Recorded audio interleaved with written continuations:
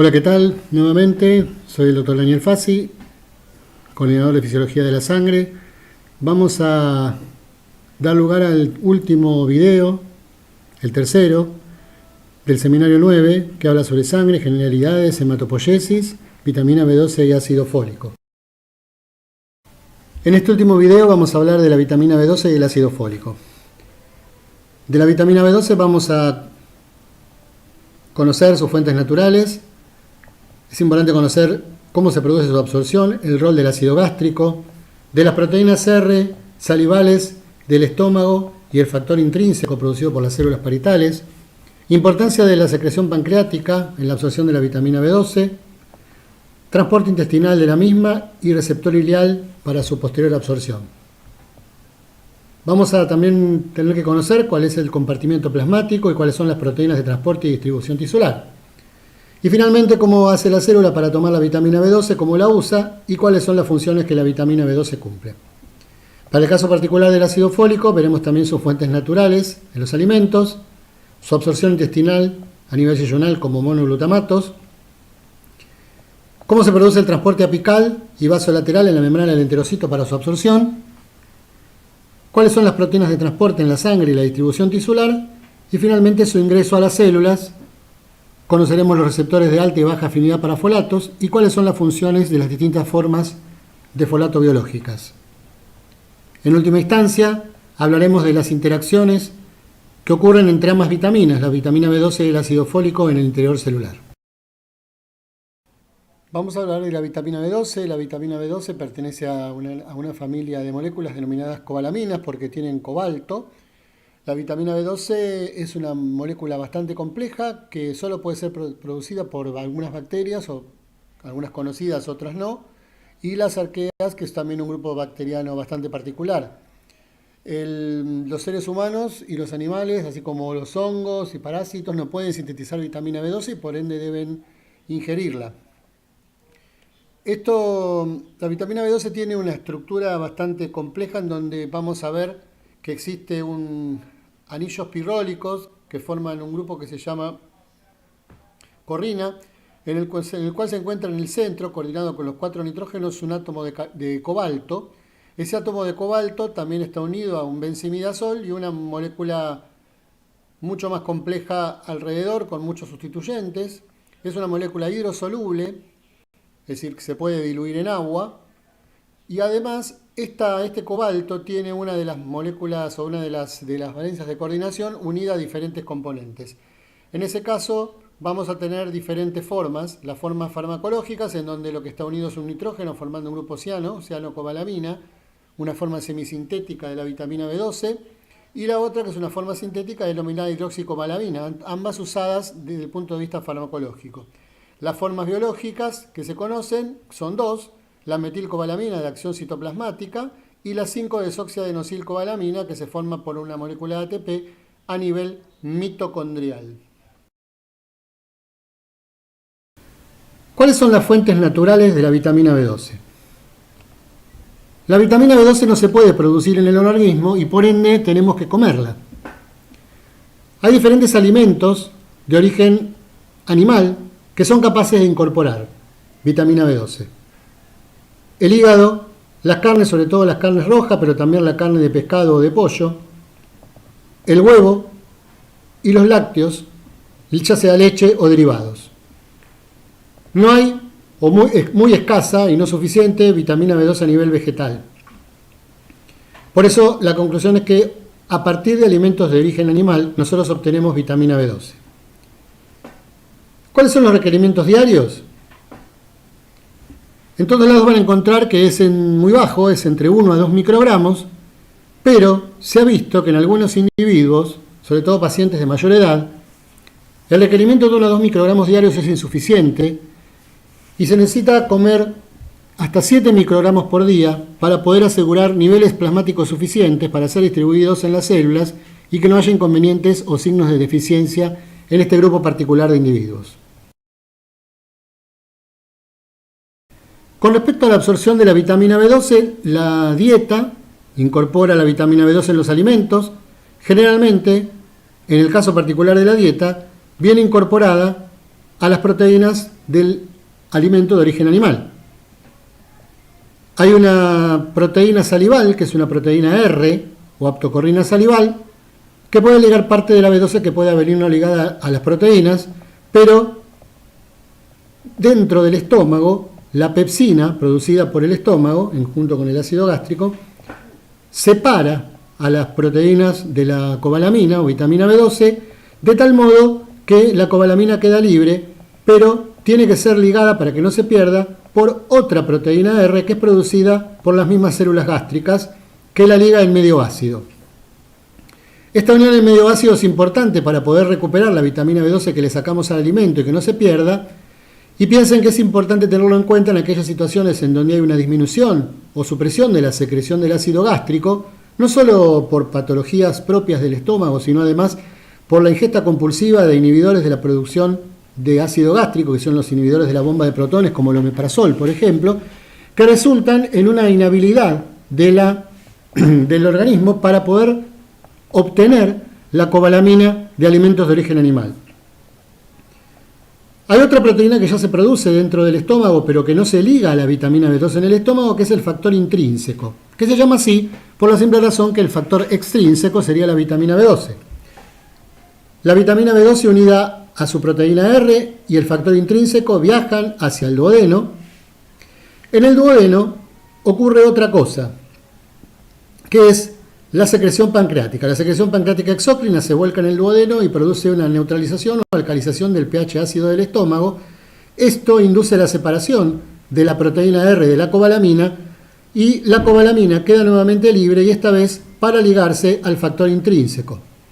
La unión entonces al factor intrínseco de la vitamina B12 se produce una vez que se ha atravesado el duodeno y se ha alcalinizado o neutralizado el pH ácido del estómago. Esa precondición es importante y es de alguna manera lo que hace que una insuficiencia exócrina pancreática pueda redundar en una no separación de la proteína R y por ende una disminución de la absorción de vitamina B12. Cuando se produjo la unión, esa pareja sigue su recorrido durante todo el intestino hasta llegar al ilion. En el ilion terminal, en el enterocito del ilion terminal, encuentran un receptor que vemos acá como una canastita lila, que se llama cubilina. La cubilina es un receptor específico para el complejo factor intrínseco cobalamina, que cuando toma contacto con este receptor se produce un mecanismo que se llama endocitosis mediada por receptor. Se produce la endocitosis de todo el complejo y ese complejo queda dentro de la célula como un endosoma, el factor intrínseco se separa, ¿sí? Y la cobalamina se va a unir o se va a volcar en la sangre uniéndose a sus proteínas de transporte. No se sabe si hay una transcobalamina enterocítica que lo que hace es ligar a la cobalamina y después transportarla o volcarse a la circulación portal, o si la vitamina B12 se libera sola y se une a sus proteínas de transporte. Las proteínas de transporte son varias, pero básicamente acá importa la transcobalamina 2, que es lo que vemos acá y que veremos ahora en una próxima diapositiva. La transcobalamina 2 liga la mayor parte de la vitamina B12 que se absorbe a través de esta vía por la cubilina y es la que la lleva al hígado para su distribución tisular posterior. Por el contrario, la transcobalamina 1, si bien tiene la mayor cantidad de transcobalamina ligada a nivel plasmático, liga una muy pequeña fracción de la B12 o cobalamina absorbida, como también veremos después. Pero como tiene una vida media muy larga, es muy útil como un pequeño como un reservorio de vitamina B12 a largo plazo. Es importante tener en cuenta que cualquier resección o enfermedad ileal puede llegar a producir una disminución de la absorción de la vitamina B12 y de alguna manera eso también configurar una patología. Compartimiento plasmático de la vitamina B12. Este gráfico que ven acá muestra el compartimiento plasmático de la vitamina B12. La vitamina B12 se une a diferentes proteínas, básicamente la aptocorrina, denominada también transcobalamina 1, y la denominada transcobalamina 2 o simplemente transcobalamina. Fíjense que la transcobalamina capta 4 nanomoles de vitamina B12, que es distribuida para todas las células del organismo. Sin embargo, la aptocorrina solamente 0,1 nanomol, que es entregada casi exclusivamente al hígado. Es decir, que la cantidad de vitamina B12 que se une a aptocorrina proveniente de la absorción es mucho menor a la que capta la transcobalamina 2 o transcobalamina. La aptocorrina liga muchos análogos de cobalamina, fíjense hasta un 40% de su capacidad, lo cual también es importante obviamente para poder eliminar esos análogos de cobalamina como ciano o hidroxicobalamina que no son utilizables. La mayor parte de la transcobalamina circula como apotranscobalamina, es decir, como transcobalamina no saturada, mientras que la aptocorrina se encuentra prácticamente saturada en su totalidad con una muy pequeña fracción, que es esto que vemos acá en blanco, de aptocorrina no saturada. El recambio o turnover de la aptocorrina es 40 veces más lento que lo que ocurre con la transcobalamina, lo que explica que la mayor parte de la cobalamina esté unida a la vitamina B12. ¿Me siguen? Es decir, si yo a esta B12 que tengo ligada, funcional, que está en amarillo, con los análogos de cobalamina, yo no las doy o no las cedo y las tengo porque mi recambio es mucho más lento, probablemente va a tener mucha B12 ligada, aunque sea de a poquito que va absorbiendo la poca cantidad que cuando se absorbe se liga a la aptocorrina. Cuando se va juntando y va pasando y va pasando y va pasando y va pasando, llega un momento que la cantidad de B12 plasmática unida a aptocorrina es mayor a la cantidad de B12 plasmática unida a la apotranscobalamina. ¿Por qué? Porque la vitamina B12 plasmática, si bien la mayoría de lo que se absorbe va a la transcobalamina, es rápidamente cedida a los tejidos y por ende se queda sin la cobalamina. Entonces, resumiendo, fíjense que la cantidad de cobalamina plasmática, 200 a 600 picomoles por litro, que es o sea, aproximadamente nosotros lo medimos en picogramos por mililitro, perdón. Eso va más o menos entre 200 y 900 picogramos por mililitro en el caso de la B12 total. Nosotros medimos en ese caso toda la B12, es decir, tanto la que está unida a aptocorrina como la que está unida a transcobalamina. Y obviamente los análogos de cobalamina también de alguna manera quedan de alguna manera excluidos de esa medición. Como esta B12 es poco disponible, decimos que es más de depósito que funcional. Esta B12, por el contrario, es muy fácilmente cedible a los tejidos y por ende es la más utilizada. Como la transcobalamina está prácticamente desaturada en su totalidad, eso implica que la cobalamina que se absorba va a quedarse ligada sobre todo a donde hay más espacio. Es algo sencillo. Actualmente se trata de medir exclusivamente esto, que tiene que ver con la B12 ligada exclusivamente a la cobalamina, lo que uno llama holotranscobalamina, que sería mucho más específico para medir deficiencias de vitamina B12 que la medición de la B12 total. Pero ¿cómo se mueve la vitamina B12 dentro del organismo? Dijimos que la vitamina B12 ingresa por los alimentos y es absorbida a nivel del hilo terminal por un receptor que llamamos CUBAM, que está formado por la cubilina y la amnión-LES, que es la proteína que induce la endocitosis del receptor. Y ese receptor en la membrana apical del enterocito es ileal, en este caso, es la que recibe o une al factor intrínseco, que tiene dos subunidades alfa y beta ligadas a la vitamina B12, y eso induce la endocitosis y la absorción. Una vez que se absorbe, recordamos que la mayor parte de la vitamina B12 absorbida va a ser unida por la transcobalamina, o transcobalamina 2, que la lleva por la circulación portal hacia el hígado. En el hígado existe un receptor que es común a todas las acido-glucoproteínas y particularmente es el que veremos después, tiene mucho que ver con la remoción de plaquetas deshializadas, que justamente lo que remueve o lo que de alguna manera toma desde la sangre son proteínas deshializadas que expresan galactosamina. Una de ellas es la transcobalamina 2, que lleva a la vitamina B12, entonces este Ashwell-Morel receptor recibe a la vitamina B12 y es el circuito o la vía de entrada por endocitosis nuevamente a la célula hepática. En la célula hepática puede ser utilizada, puede ser almacenada o puede ser redistribuida hacia la circulación sistémica, en donde la célula también lo va a utilizar. Es importante recordar o saber que la expresión de este Ashwell-Morel receptor está regulado a nivel hepático y a nivel celular por el grado de proliferación celular. A mayor proliferación celular existe una mayor expresión de este receptor para poder captar mayor cantidad de vitamina B12. Y el otro mecanismo que lo regula es la disponibilidad de vitamina B12. Si la célula tiene mucha vitamina B12, va a disminuir la expresión del Ashwell-Morey Receptor y de alguna manera disminuir la captación. Como sea, el hígado también vuelca hacia la bilis, generalmente en forma de aptocorrina, algunos dicen transcobalamina 3, y esa B12 que va a la bilis no se pierde por las heces, sino que por el contrario es recuperada por la circulación enteropática, lo cual hace que se pueda de alguna manera disponer o redisponer de esa vitamina B12 y les permita almacenarla por mucho tiempo.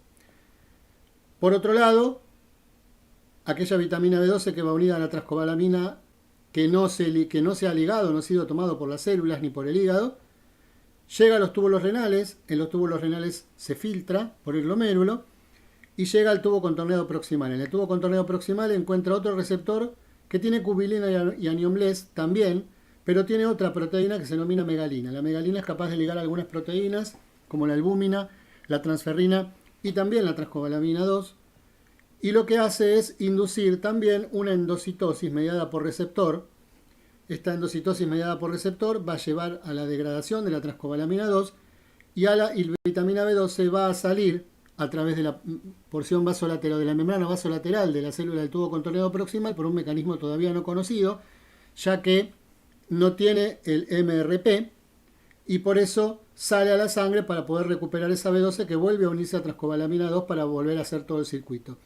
Merced a esta capacidad de circulación enteropática, la capacidad de almacenamiento del hígado en forma de desoxianosilcobalamina y merced a la capacidad de recuperar a la B12 filtrada, yo voy a tener una cantidad de B12 disponible todo el tiempo y es por eso que tienen que pasar mucho tiempo hasta que finalmente podamos tener una deficiencia sin comer la vitamina B12. Por el contrario, la vitamina B12 que no ha sido ligada y que es libre es la que se elimina por orina, asimismo la que no es absorbida se elimina por las heces. ¿Cuáles son las funciones de la vitamina B12? La forma de metilcobalamina, la cobalamina libre acepta el metilo del ácido fólico, como veremos después, y ese metilo se lo va a ceder a la homocisteína para formar metionina. La metionina es muy útil para la formación de esa adenosilmetionina que interviene en la metilación del ADN, que es un elemento importante en la regulación genética. Por otro lado, participa en la síntesis de importantes sustancias, como los neurotransmisores, y las hormonas que controlan nuestra función cerebral. Por lo tanto, nuestra percepción, estados de ánimo y estado mental. Se ve con alguna frecuencia que los pacientes ancianos que tienen dificultades para poder tomar la cobalamina de los alimentos, ¿sí? Y además tener niveles disminuidos de vitamina B12, que tengan algunas de estas alteraciones en la percepción, el estado de ánimo y su estado mental, muchas veces hasta llegado a cuadros psicóticos, que ceden cuando se les da vitamina B12. Y es por eso que se ha podido determinar la importancia de esta vitamina en las funciones mentales superiores. Por el contrario, la desoxiadenosilcobalamina se encuentra dentro de la mitocondria. Se obtiene a partir del ATP para formar este compuesto, que se llama desoxiadenosilcobalamina, cuya principal función es intervenir en la transformación del metilmalonil-CoA a succinil-CoA, elemento que es útil para la síntesis de mielina en los nervios periféricos. Se hablará en los prácticos que la deficiencia de vitamina B12 puede producir un déficit sobre todo sensitivo de denervación en nervios periféricos por afectación de las vainas de mielina o de la producción de mielina de los mismos. Vamos a hablar ahora del ácido fólico. El ácido fólico es esta molécula que ven acá. Tiene un núcleo de hidropteridina, un sustituyente de ácido paraminobenzoico y finalmente un grupo de residuos de glutamato que puede estar en número variable. Generalmente son muchas moléculas de glutamato que van ligadas a todo el núcleo del ácido fólico y por eso se lo llama ácido fólico poliglutámico, que es la forma natural. La forma natural es una vitamina hidrosoluble que se encuentra en alimentos, a diferencia de la vitamina B12, de origen vegetal. En hojas verdes, folio, hoja, para que lo recuerden, por eso ácido fólico. en cítricos. Bueno, acá ponemos melón y algunas frutas como las bananas. Y tengan en cuenta esto, la cocción, sobre todo si es una cocción prolongada, reduce hasta un 95% la actividad biológica de esta vitamina, con lo cual los vegetales hervidos aportan poco ácido fólico. Los requerimientos diarios son un poco mayores o bastante mayores a los de vitamina B12 y oscilan entre 50 a 150 microgramos por día. Vamos a ver ahora después que su absorción es predominantemente yeyunal y que cuando es absorbido circula unido a albúmina en su mayoría y otras proteínas ligadoras, más inespecíficas. Los depósitos hepáticos, a diferencia de la vitamina B12, son mucho menos duraderos y generalmente oscilan entre 3 y 5 meses de duración si no consumimos o no absorbimos ácido fólico suficiente. ¿Cómo se ha absorbido el ácido fólico? El ácido fólico como tal no se encuentra prácticamente en la naturaleza, sino que es la forma química en la cual se lo adiciona a aquellos suplementos nutricionales o a las harinas o a las pastas enriquecidas con el mismo. Sin embargo, su forma reducida de la pteridina del ácido fólico, que es la forma que se llama tetraidrofolato o dihidrofolato, son las formas en las cuales se encuentran naturalmente dentro del organismo. Más allá de eso, como uno come pastas y come aquellos alimentos enriquecidos, el ácido fólico entra también como tal. Vemos que existe generalmente en forma de poliglutamatos. Existen entre 2 y 7 moléculas de ácido glutámico por enlaces peptídicos gamma en la cola de lo que es el ácido fólico. Y esos poliglutamatos no le permiten la absorción a nivel del enterocito yeyunal. Para eso debe ser hidrolizado y existe una hidrolasa intestinal que lo que hace es separar la mayoría dejándole un glutámico y forma entonces de alguna forma el ácido fólico o el tetraidrofolato monoglutámico, que es la forma absorbible. Hay que tener en cuenta que como utiliza transportadores que se encuentran en la cara luminal y ahora veremos, de la célula intestinal, esta absorción es saturable, con lo cual hay una determinada cantidad de ácido fólico que con más que yo lo ingiera, una vez que se saturan estos transportadores, se va a eliminar por las heces. Existen dos transportadores importantes. Uno es un contratransportador, que es transportador de folato reducido, o sea, tetraidrofolato, básicamente, que se lo llama así: carrier del folato reducido, transportador del folato reducido, que lo hace en contratransporte con fósforo inorgánico.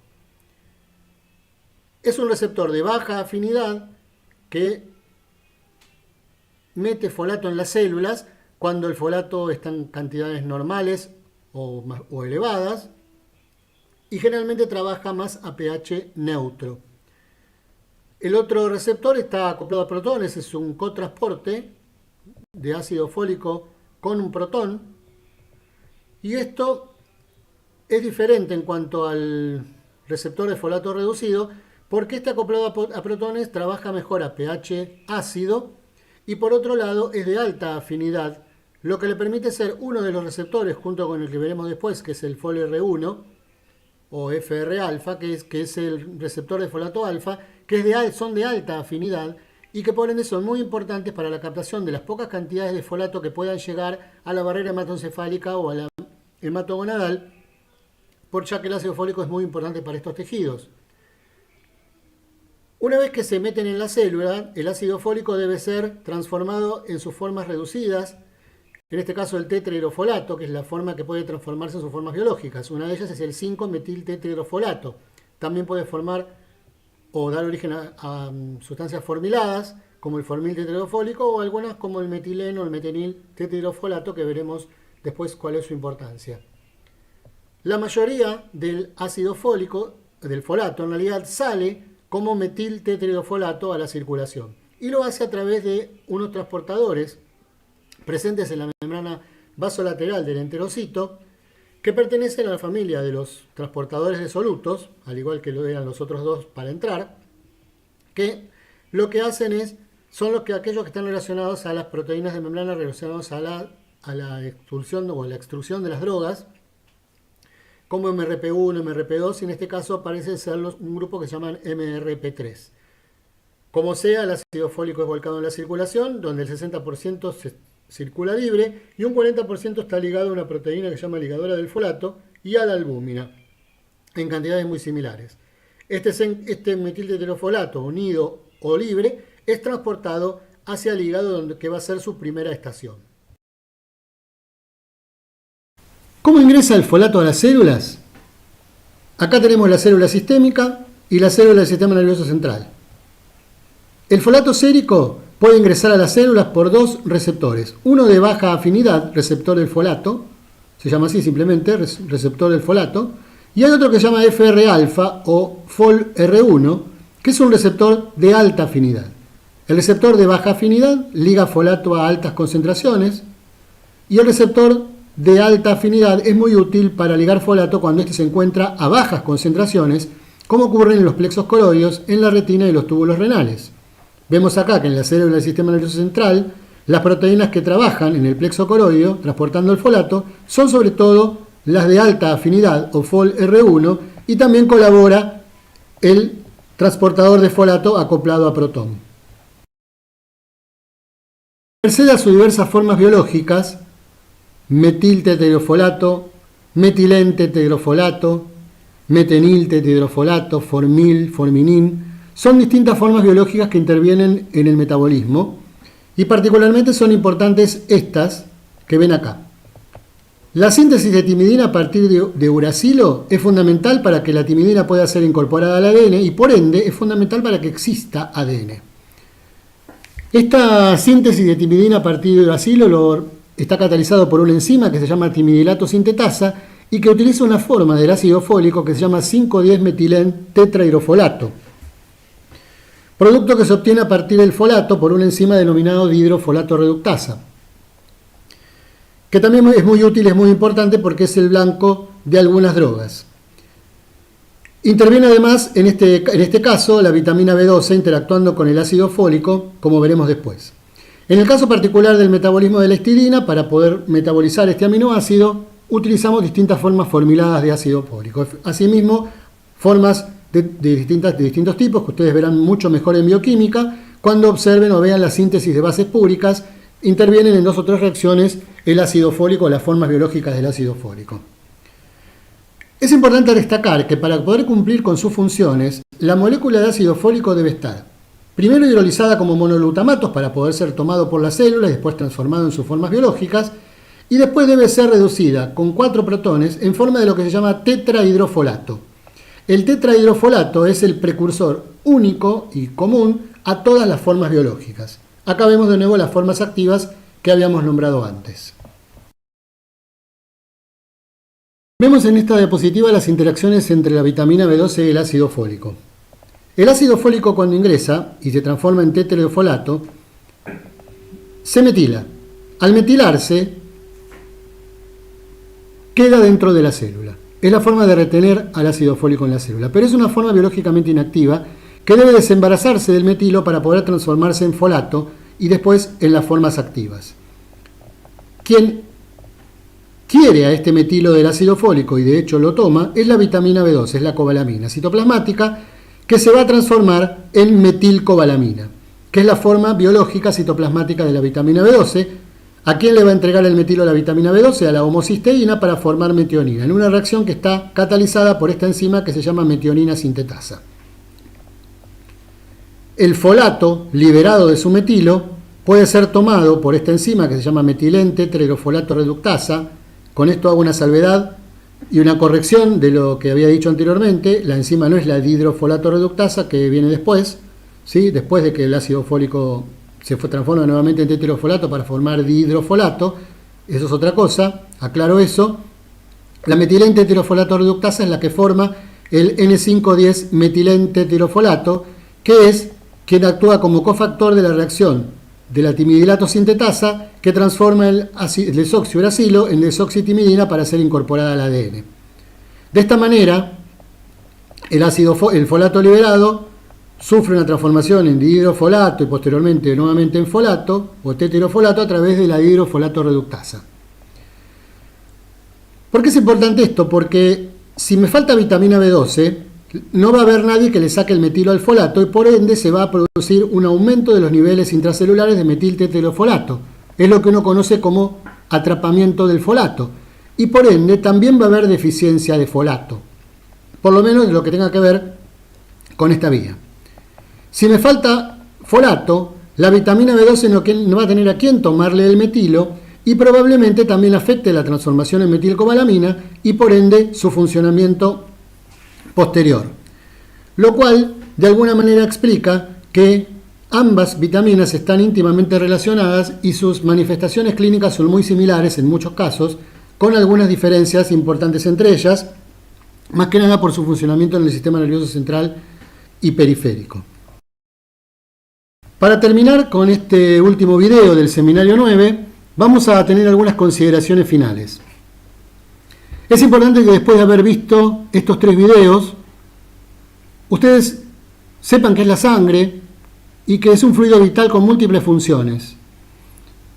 Que conozcan la hematopoiesis como un sistema jerárquico y que es finamente regulado, que es fundamental en la producción de células sanguíneas, tanto en reposo como en condiciones de mayor demanda o estrés. La importancia que en esa hematopoiesis tienen el microambiente medular y las citoquinas, como reguladores del comportamiento de estas células hematopoyéticas. Y a su vez, también vimos los factores nutricionales, que son fundamentales para la división celular y por ende para la hematopoiesis y otras funciones y otros tejidos proliferativos, piel, intestino, etc. Como así también para algunas funciones en el sistema nervioso central, atribuibles sobre todo en el caso de las funciones mentales superiores a la vitamina B12, aunque todavía se desconoce cómo hace la vitamina B12 para entrar al sistema nervioso central, y el ácido fólico, que también tiene funciones básicamente y sobre todo en el sistema nervioso periférico. Muchas gracias por haber escuchado y espero hayan entendido o comprendido y bueno, estoy dispuesto a las preguntas que se puedan hacer en los comentarios que se encuentran al pie de los videos.